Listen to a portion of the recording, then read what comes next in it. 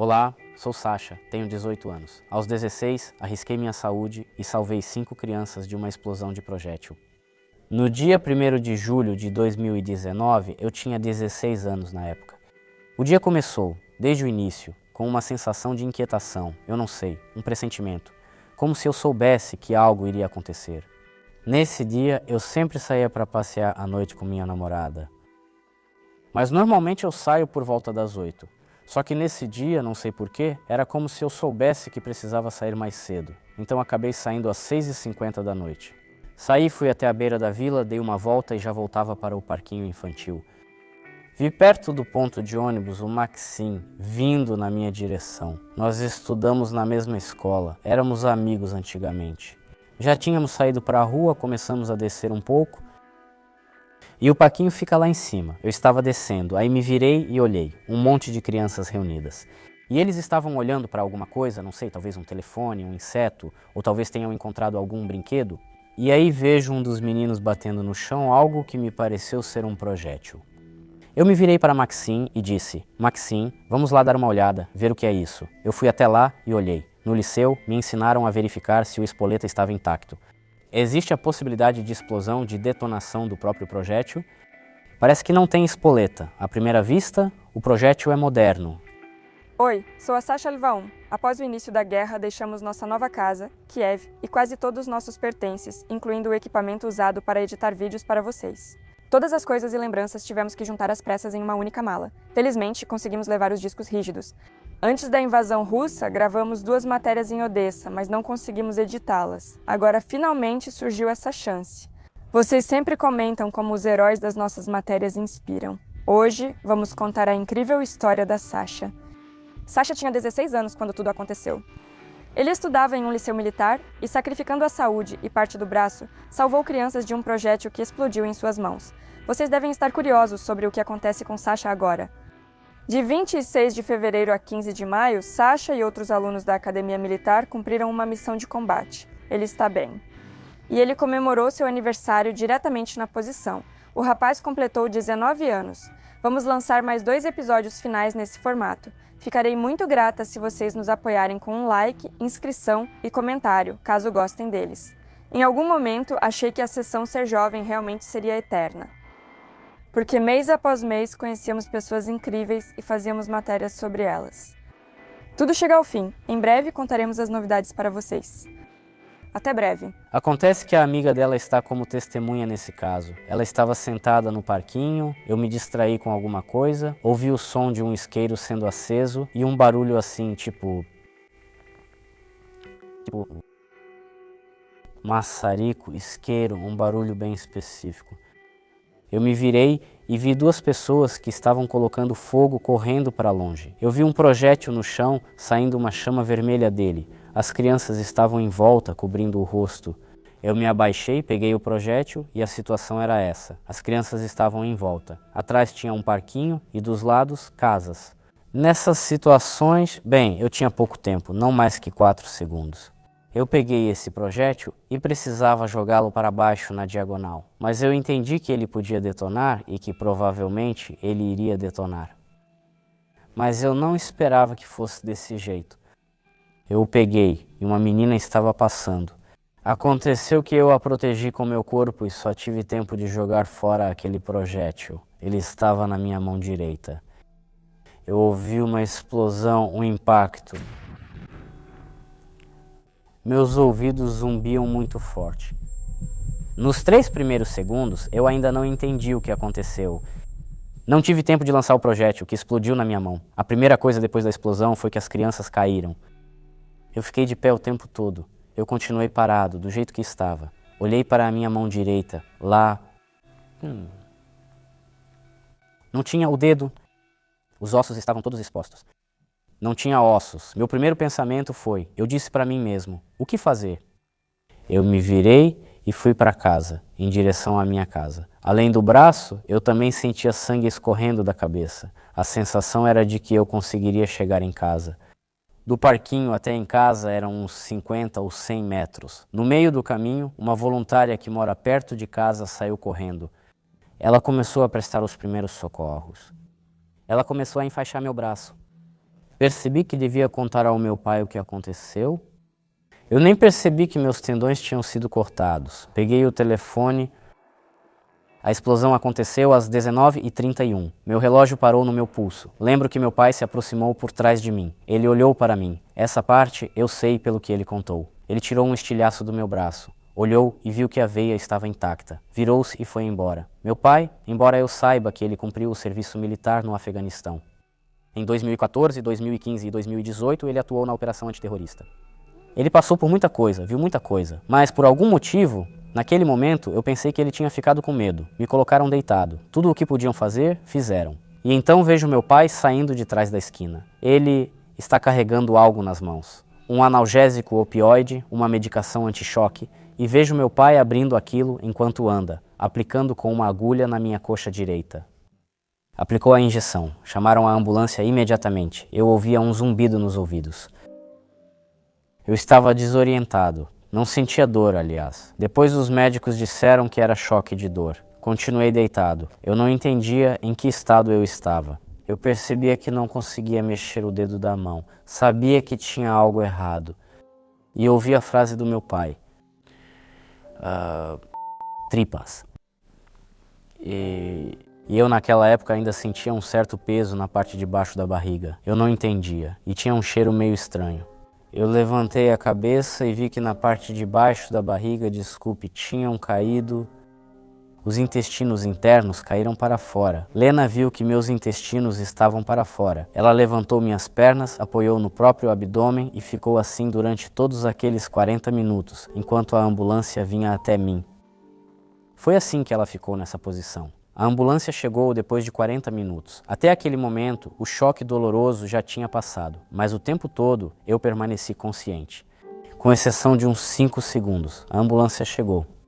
Colocaram soro em mim na hora, me aplicaram morfina. Eu não gritei, fiquei calmo, entendi perfeitamente. Se eu gritasse, não ia durar muito. Pensamentos assim passavam pela minha cabeça.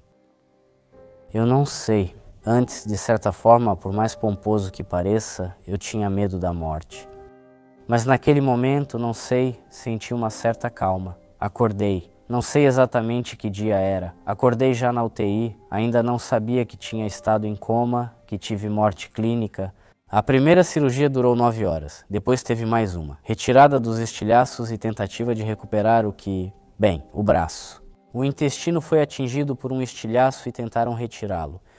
Fizeram o possível para que eu sobrevivesse. Acordei à noite. Olhei, levantei a cabeça, olhei. A enfermeira não estava lá. Tentei me levantar, não consegui. Havia muitos catéteres por toda parte, muitos tubos. O corpo todo dói. Eu percebi que tenho um catéter subclávio. Meu primeiro pensamento foi, talvez devesse me desconectar do aparelho. Tudo perdeu o sentido. Achei que sempre sofreria assim. Apenas estendi a mão naquela direção. E eu tinha um sensor de pulso na perna. O sensor de pulso saiu da perna e, consequentemente, os aparelhos começaram a apitar. Com esse apito, veio a enfermeira. Se não fosse por ela, eu teria terminado o que comecei. Meu pai se aproximou de mim. Eu disse para ele não contar para a mamãe que eu estava no hospital. Ao que meu pai respondeu, a mamãe está lá na porta da UTI desde o primeiro dia. Fiquei um dia em coma. Quando acordei, comecei a falar por conta própria. Os médicos ficaram surpresos e disseram que foi um milagre. Eles conversaram comigo, mas não me lembro disso, nem da visita dos meus pais. Como dizem, você olhava fixamente para um ponto, não para os olhos deles. Você olhava como se estivesse com vergonha ou algo assim. Tinha medo do papai, não sei, eu sentia uma espécie de culpa. Que tudo isso caiu sobre a nossa família. As primeiras notícias que começaram a sair sobre essa situação, é claro, disseram que tudo isso foi por minha causa. Fiquei magoado porque eu tentei fazer o melhor possível, mas tudo o que eu podia fazer naquele momento, eu tentei fazer. Meu pai disse, sim, estão te acusando. E meu pai falava, então por que você ficava sempre abaixando os olhos lá?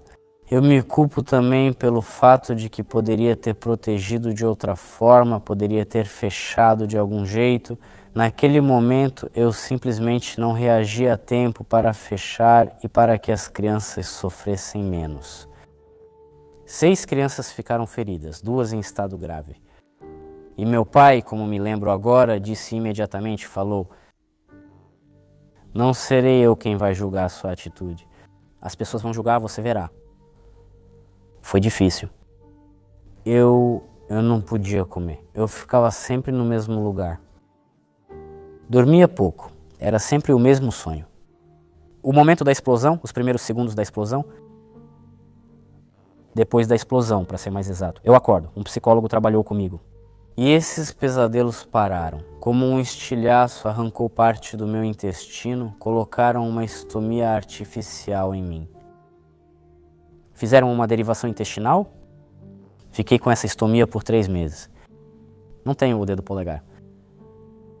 Não tenho toda a falange do dedo indicador. Meu amigo trouxe meu dedo indicador. Meu dedo indicador. A falange superior, a primeira. Mas tentaram costurá-lo e não conseguiram. O dedo anelar também não possui a primeira falange. No dedo médio arrancou a impressão digital. O dedo mindinho praticamente não foi tocado, mas a unha foi arrancada. Durante todo esse mês, essa mão ficou enfaixada. Os médicos acharam necessário enfaixá-la. Os dedos estavam fechados em punho, e o tempo todo eles ficaram assim. Doía até mesmo tentar forçar a mão, então eu não forçava. Quando viram que meus dedos estavam dobrados e eu não conseguia esticá-los, colocaram uma tala na mão. Isso ajudou todos, menos o indicador que segue dobrado. Uma moça ligou e disse: amanhã vou te visitar.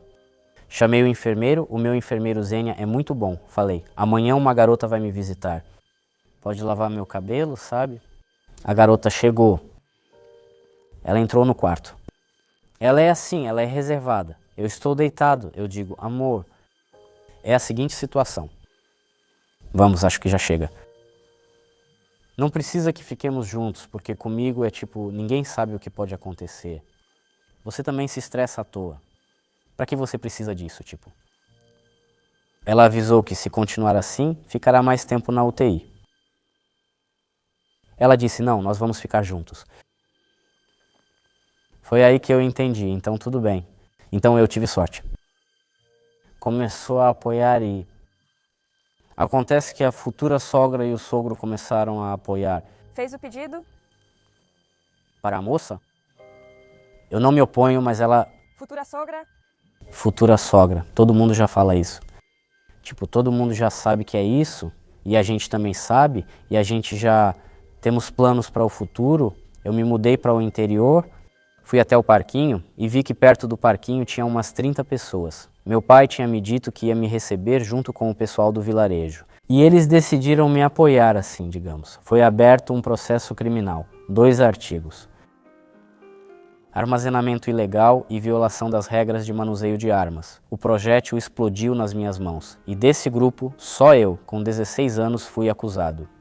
Resumindo, culparam só a mim. Ainda por cima, minha sobrevivência era incerta, enquanto todas as crianças feridas eram vistas como vítimas. No fim, só eu fui testemunha. Através do tribunal, conseguiram que eu fosse transferido para o status de vítima. O caso criminal segue em andamento. Todas as famílias decidiram retirar a queixa. Quiseram encerrar esse caso. Para que ficar lembrando disso de novo? Além disso, tipo, não está andando. Todas as famílias retiraram a queixa, exceto a nossa. O investigador comentou: está faltando provas para acusar alguém. 5 anos de inatividade. O caso está sendo encerrado. Bem, já se passaram 2 anos e meio. Perdi o início do ano letivo. Eu tinha uma opção. Ou eu terminava os estudos com o meu pelotão. Mas minha reabilitação não é completa. E eu não estou passando pela reabilitação. Ou eu faço o curso completo de reabilitação. Mas eu não terminaria o liceu. Respondi logo que não. Comecei e vou terminar com o meu pelotão. Todo o liceu comentava que nosso aluno, nós formamos um cara assim, um bom rapaz, obrigado aos pais, e a nós também, porque temos muita força de espírito lá. Lá tem coragem. Foi difícil, tive que recuperar todo o conteúdo que perdi. Concluí esse liceu, passei com sucesso na avaliação externa independente. Então eu tinha uma escolha. Eu ainda queria, meu sonho era me tornar militar. Meu sonho era ser militar de reconhecimento, e ainda é. Como meu pai. Mas quando passei pela comissão no escritório regional de alistamento militar, entrei na sala, ele olhou para mim. Ele disse não. Esquece. Pessoas como você não entram no batalhão de construção. Nem mesmo para o serviço militar regular. O máximo que posso fazer é quando tiver a comissão principal. A prioridade é a Academia Militar de Odessa e a Academia de Tropas Terrestres de Lviv. Essa situação era conhecida. Tudo por causa de... Essa situação foi notada. Senhor Presidente, Vladimir Zelensky, muitas pessoas, se prestarem atenção, e só com a autorização do presidente, com permissão pessoal, você pode entrar. Quantas cartas enviamos ao gabinete do presidente? Mesmo assim, para conseguir. Além disso, lá havia filmagens constantes para manter a situação em evidência. Por um lado, eu queria que esquecessem disso, porque ficar lembrando a mesma coisa o tempo todo é meio pesado. Fui para a academia militar aqui, para tentar me inscrever, vai que dá certo. Cheguei na academia. E bem quando estávamos indo, meu pai recebe uma carta. Na carta estava escrito, era do Ministério da Defesa, que nós sabemos quem você é. Fulano de tal, com nossa permissão pessoal, você pode servir em uma instituição militar de ensino superior. Até aquele momento, várias organizações começaram a conceder prêmios. Vladimir Zelensky, pelo decreto 205/2020, por coragem. Isso é, me premiou por coragem. Aconteceu? Como também notaram no liceu, que eu me esforçava para ser igual a todos, sim, para mim era mais difícil. Como diziam para os outros, no começo, eu escrevia com a mão esquerda. Eu tinha medo de escrever com a direita, porque achava que não dava. Depois pensei que eu não conseguiria, achava que não conseguiria escrever. Depois comecei a escrever com a mão direita. Agora eu sou destro e canhoto. Desde criança, treinar na barra fixa é meu hobby. Também pensei, que não conseguiria treinar. Não sei, de alguma forma foi fácil para mim. Sim, é desconfortável, sim. Todo dia lembro que falta um dedo. O fato de que eu sinto que incompleto, por assim dizer. Bem, isso provavelmente é só porque eu vejo isso todo dia. Sem querer, acabo prestando atenção nisso. Eu não me arrependo de nada. Tudo o que eu fiz, se a situação fosse a mesma agora, eu iria sem pensar. Porque viver a vida toda pensando que você poderia ter feito algo, mas simplesmente ficou de fora. Papai! Papai está orgulhoso. Bem, isso é simplesmente... Você pode ter 16 anos, mas... Bem, naquela época era. Ele disse, bem, você fez esse ato não como um menino, um ato de homem. Ser jovem e, ao custo da própria vida, salvar a vida de 5 crianças, isso é nunca se arrepender do que eu fiz.